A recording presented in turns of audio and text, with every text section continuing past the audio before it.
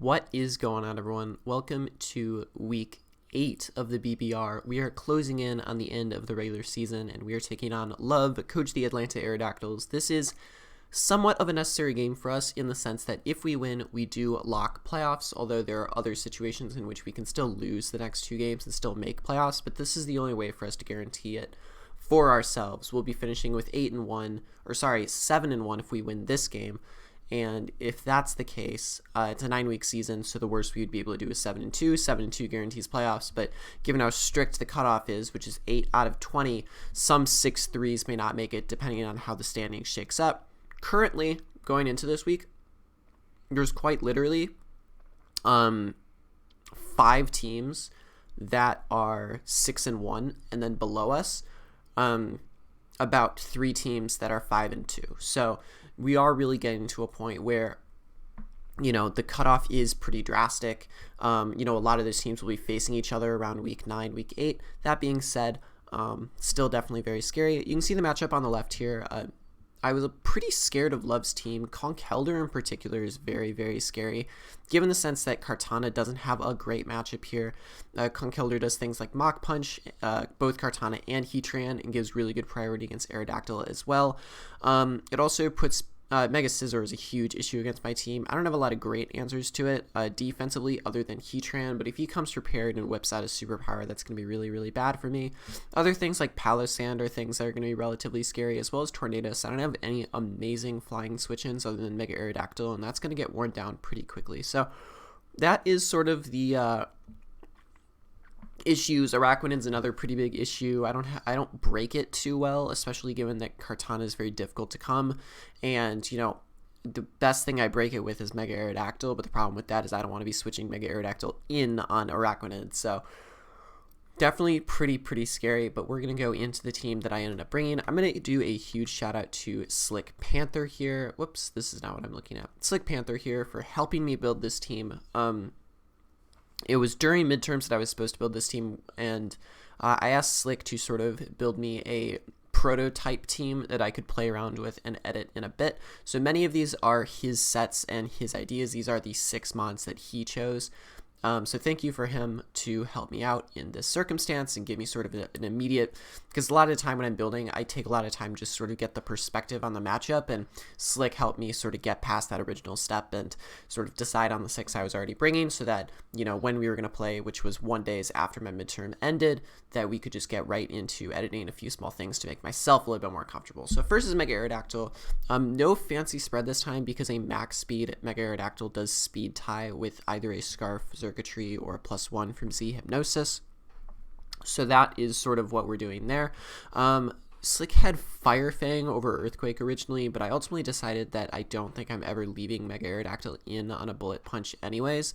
So I figured that Earthquake is a little bit better to guarantee a KO on something like the Circuitry. So that is it. These 4 moves hit his team very, very well. This next one was also something different from Slick. Slick had a very defensive set with Stealth Rocks. And then I believe Fire Blast and Dark Pulse, and then Protect or Toxic. I forget which one. Maybe Roar. But I ultimately decided that I wanted the ability to break Araquanid, because I felt like the team Slick originally gave me was sort of pretty easily walled by Araquanid. And if I got in a situation where I wasn't able to Toxic it, and you'll see sort of my options in that in a bit, I was going to have a very, very difficult time breaking it. So I wanted something that would bait Araquanid in, Heatran very easily, and something that could kill it with a Z Stone Edge, which is going to be really good for both AV Tornadus and for Araquanid. So that is cool. The next mon is Nidoqueen. Just 3 attacks and Stealth Rocks. There was originally Sludge Wave over Stealth Rock, but I took it off because Heatran didn't have Stealth Rock. Defensive Mew, this is my only switch into Conkelder. This does sort of get walled by Latios, but I do have decent switches in terms of Suicune and Aerodactyl. We'll see how that goes, but with Colbert Berry, this helps me with the freaking Conkelder's knockoff. Hariyama is kind of nice. It's my only good Spore switch in if the Flame Orb is still up.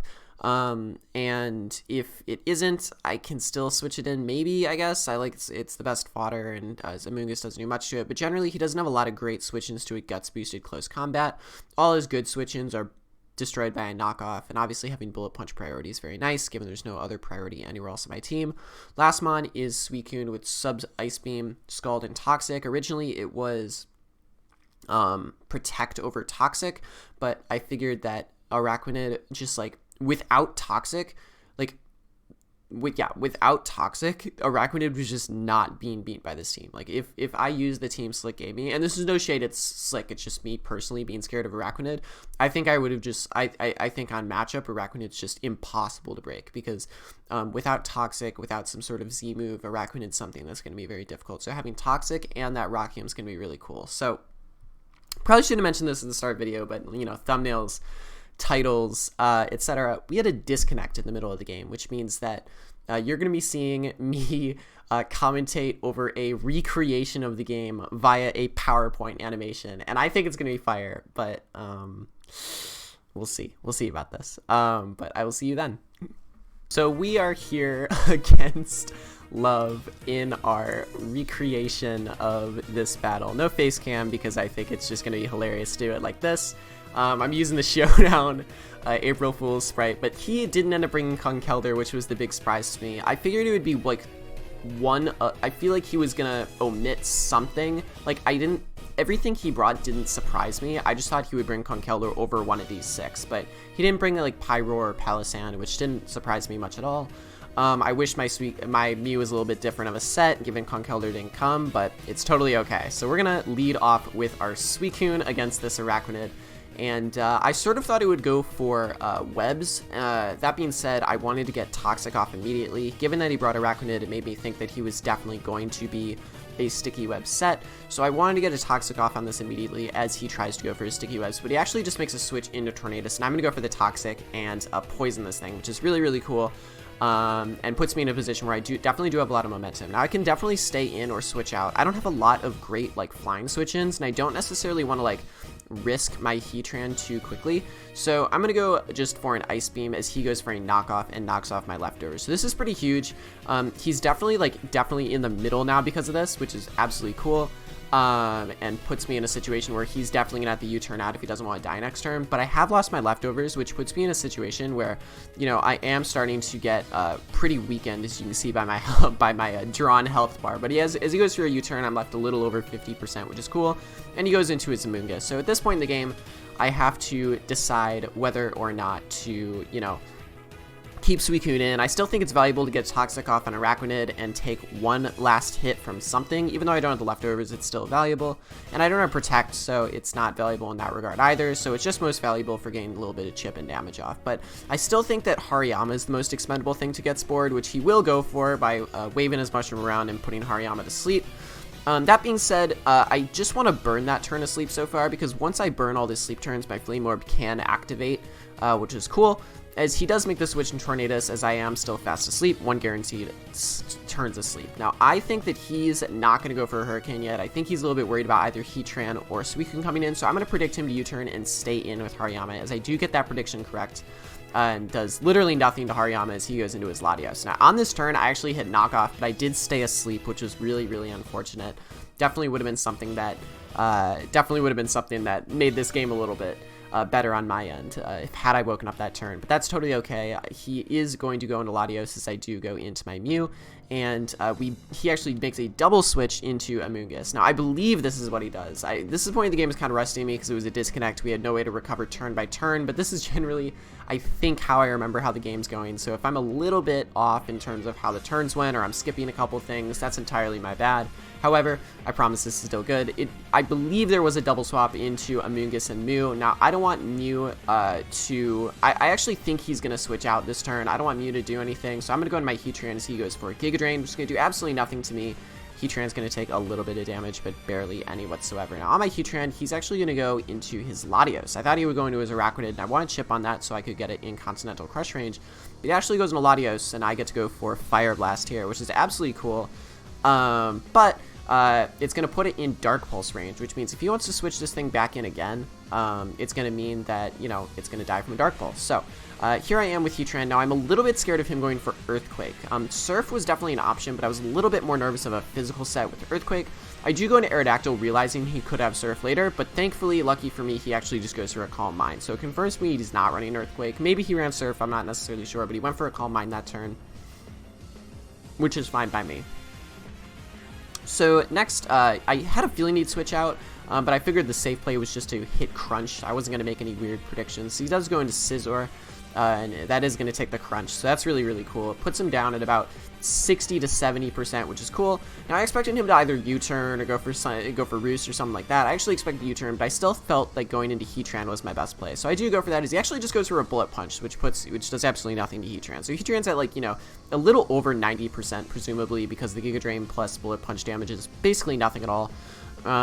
But here at this point in time, I can go for a Dark Pulse, predicting the Latios come in. Even if Araquanid came in, it was still necessary chip in my opinion. So I felt like going for Dark Pulse was a no-risk play, and it does take out the Latios. So we are up 5-6, which is absolutely phenomenal, as he does go into Araquanid here. Now, I can't pop off the Continental Crush yet, because it won't kill this thing just yet. So I do have to make a switch into my Mew as he goes for Sticky Webs. Thankfully, for once in my life, I did bring Defog, which means I can defog the rocks away, or the webs away, rather.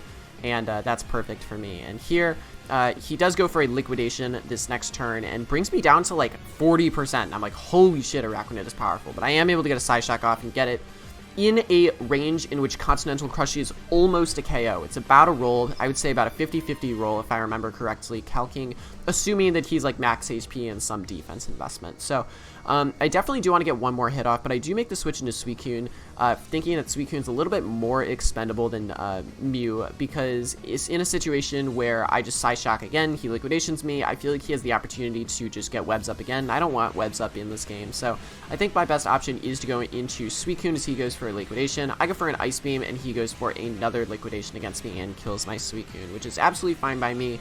No webs, which is absolutely cool, and I can go into my Aerodactyl and threaten this thing once again. As he knows that something like a Stone Edge or an Aerial Ace will kill him, I go for a Stone Edge in this situation, thinking that Scizor's coming in. I want the most damage on it as much as possible. As I do go for the Stone Edge, and it is going to bring Scizor down to like 30%, which is absolutely perfect. As I will go back into my Heatran as he goes for the Roost and gets his health right back up. Now, this is perfect for me. I don't think there's any world in which he's staying in. If he goes into something like Araquanid, it's going to be put in range of Continental Crush if I go for Flame Charge here. And he really has no switch-ins ultimately at the end of the day.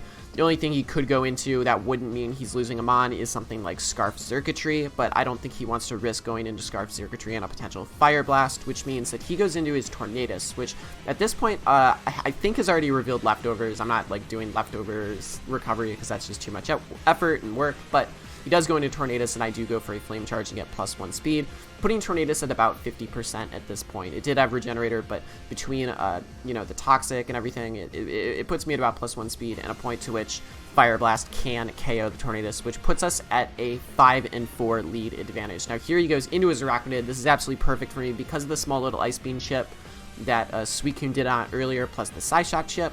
It is in range of Continental Crush, which means we will be able to squish this bug and kill it, which is absolutely perfect. Now we are up against a Xurkitree. Now, my thought process was, look, I could go for a Flame Charge and try and get +2 speed and then kill it the next turn. Flame Charge plus Fire Blast guaranteed killed, but Fire Blast was also a roll. I believe it was like 90 to 106. I figured that was a roll worth taking, you know, and if he was Scarf and had Thunderbolt, so be it. But he actually is Scarf and has HP Ground, which is kind of wild to me, but still, it ends up being okay.